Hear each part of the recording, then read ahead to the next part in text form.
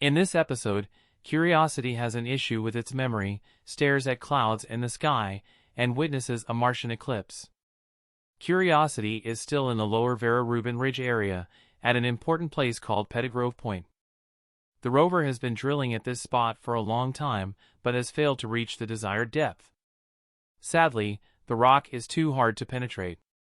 Incidents like this cost a lot of time and energy. Going forward, the engineers at NASA decide to drill only at spots that meet two criteria. 1. Did the surface scratch the bristles of the dust remover tool? And 2.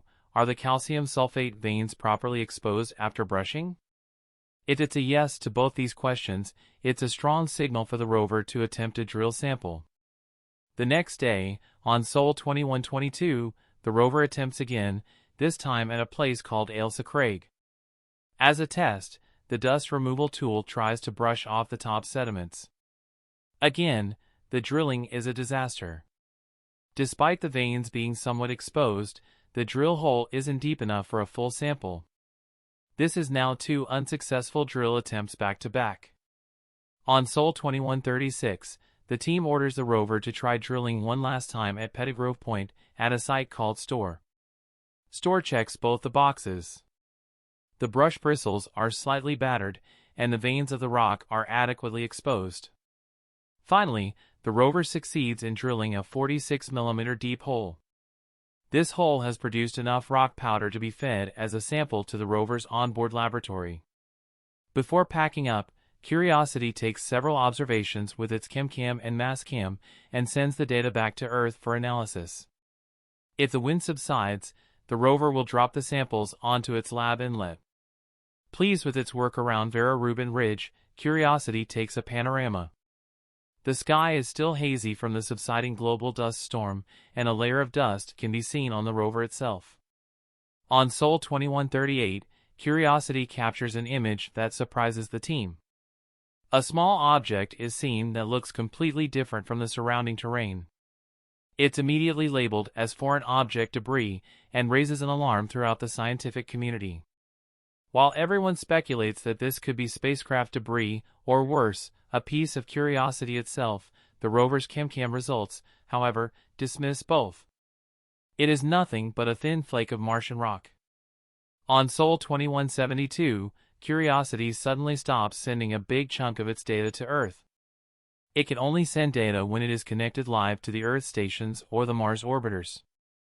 The team at NASA believes Curiosity has a problem with its memory.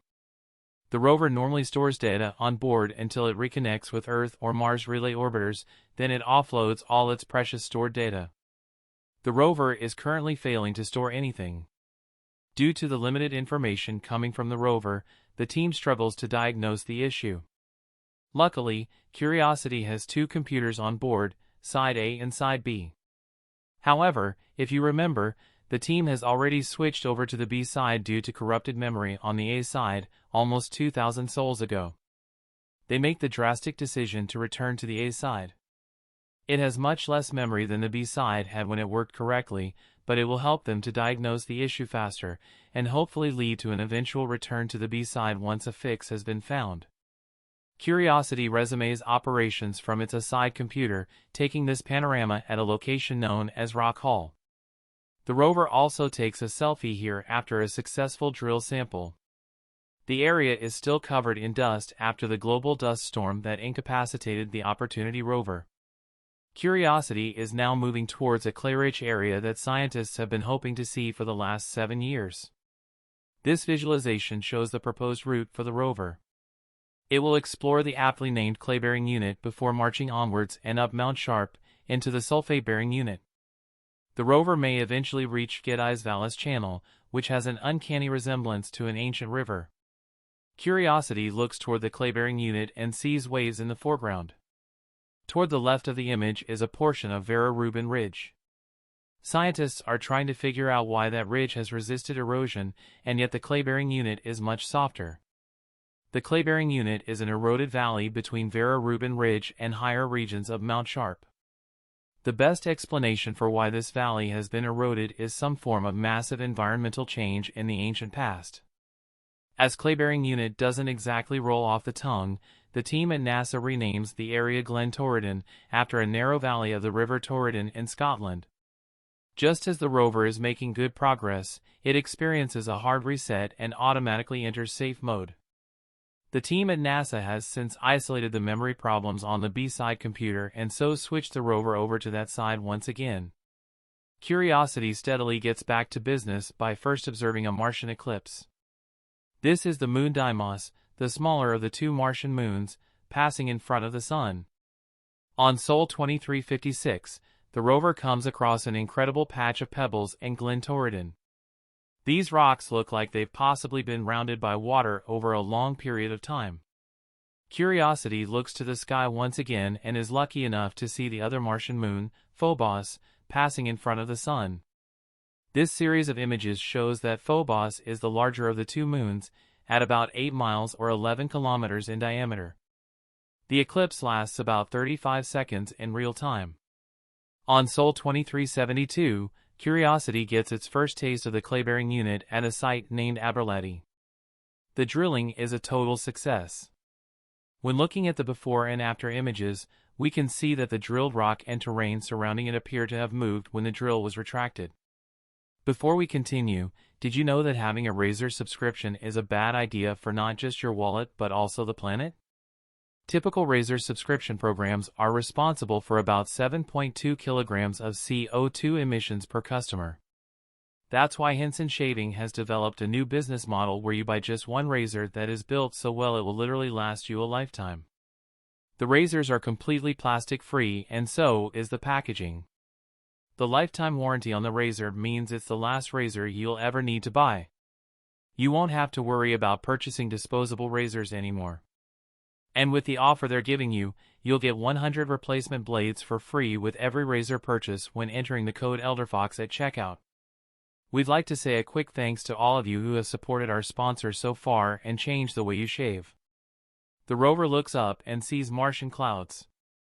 These are likely water ice clouds about 19 miles or 31 kilometers above the surface. These clouds are so high that they are still illuminated by the sun even when it's night at Mars' surface. Scientists can watch when light leaves the clouds and use this information to infer their altitude. The rover takes another drill sample nearby, and you guessed it, takes a selfie in celebration of a successful drilling. On Sol 2407, a wheel check is initiated. Nothing surprising is found. The team's damage mitigation efforts, driving over softer terrain, seem to be working well. There's also a plan B, in case the damaged wheels get in the way of the mission. The team would order the rover to scrape a wheel against a sharp rock, hacking off any bits that may damage some of the rover's more sensitive components. Curiosity views more clouds before setting off on a drive. The rover looks back at its tracks from its new location, known as Teal Ridge, by driving up the ridge. The rover has access to an exposed unit of rocks. The rover takes a closer look at a site named Strafton. This boulder-sized rock has some interesting layering. An even closer look, using the camera on the rover's arm, shows the rock was created by the hardening of sediments deposited from both water and wind action.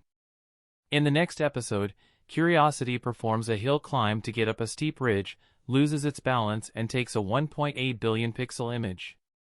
Click here to watch.